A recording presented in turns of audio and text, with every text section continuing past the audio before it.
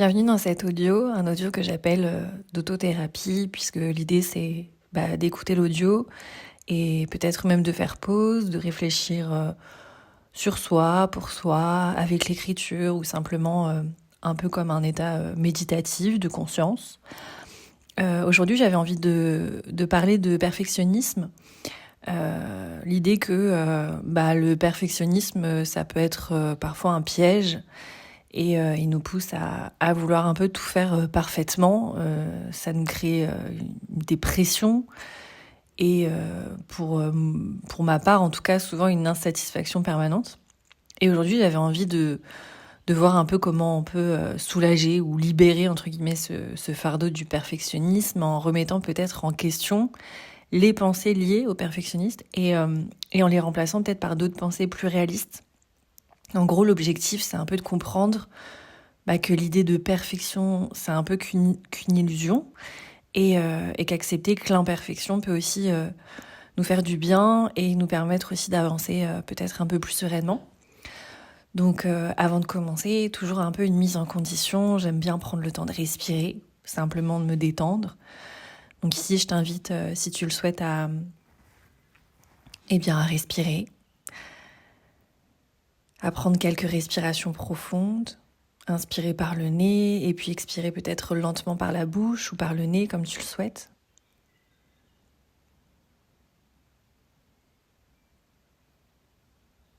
Peut-être à ton rythme et comme tu le sens dans ton corps, mais rallonger doucement l'inspiration et l'expiration. Et pendant l'expiration, relâcher toutes les tensions qu'il peut y avoir dans le corps, ou même dans l'esprit.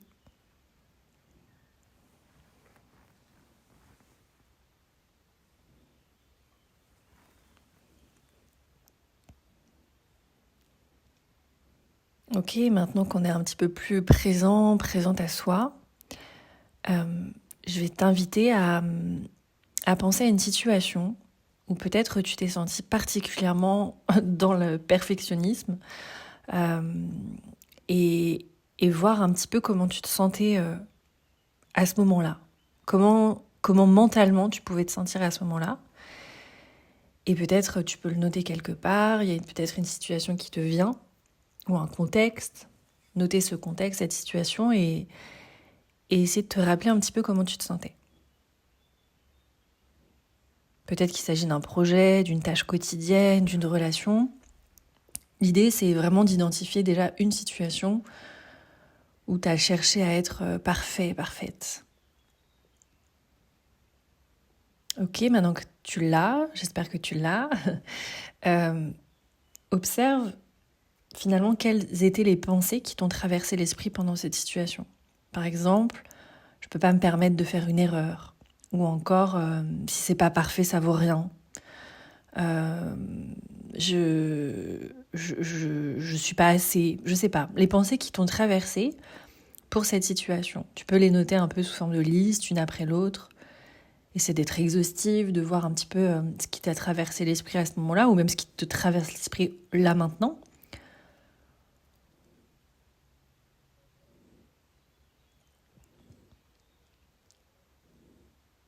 Tu peux faire pause sur l'audio si c'est pas assez pour toi, s'il te manque un peu de temps.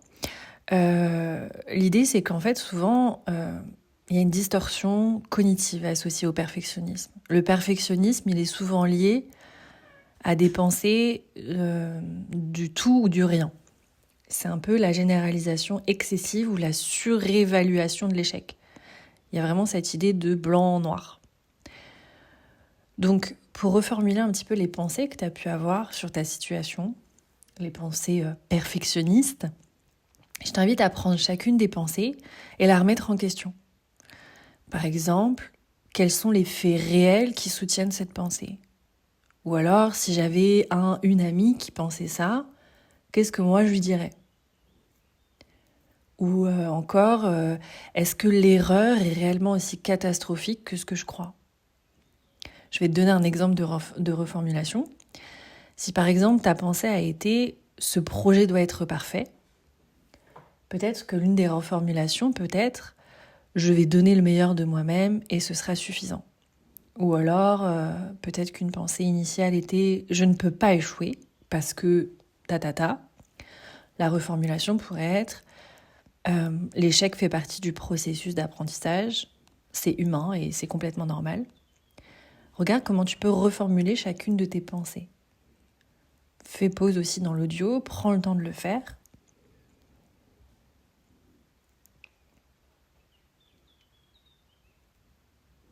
En faisant cet exercice hyper simple, accessible en tout cas, pour soi-même, avec soi-même, on peut voir que la perfection, elle n'est pas forcément réaliste, elle n'est pas nécessaire non plus.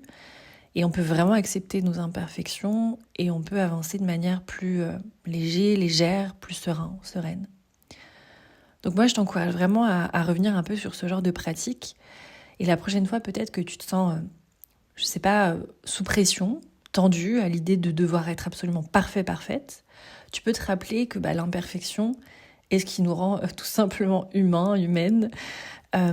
Et peut-être revenir à cet audio aussi souvent que tu en sens l'envie ou le besoin. Et maintenant que tu as vu un petit peu le déroulé simple, voilà, par étapes, prends un temps pour te mettre en condition, simplement respirer, être en conscience, identifier les pensées perfectionnistes que tu as ou que tu as pu avoir, et puis peut-être les reformuler.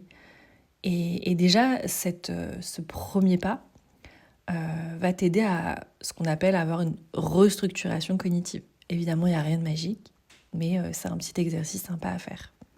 Voilà, j'espère que ça t'aura fait du bien. Prends grand soin de toi et je te dis à très bientôt.